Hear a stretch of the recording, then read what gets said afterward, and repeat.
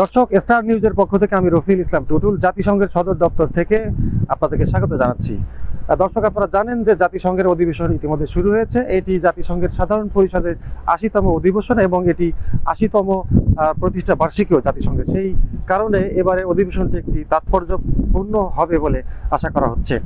মার্কিন president Donald Trump সহ বিশ্বের প্রায় অধিকাংশ দেশেরই রাষ্ট্র বা সরকার প্রধান এই অধিবেশনে ভাষণ দিয়ে থাকেন এবং পর্যায়ক্রমে তারা এখানে আসতে শুরু করেছেন। বাংলাদেশের প্রধান উপদেষ্টা স্থানীয় সময় অর্থাৎ আগামীকাল ২২শে সেপ্টেম্বর দুপুরে নিউ ইয়র্কে পৌঁছবেন বলে জানা গেছে। তিনি এবারের ভাষণে তার গত এক বছরের যে অর্জন, গণ অভ্যুত্থান পরবর্তী তার যে কার্যক্রম সেটি তুলে ধরবেন এবং ভবিষ্যতে কর্মসূচি অর্থাৎ ২০২৬ সালের যে নির্বাচন সেটি নিয়ে হয়তো তুলে ধরবেন বলে আশা করা যাচ্ছে।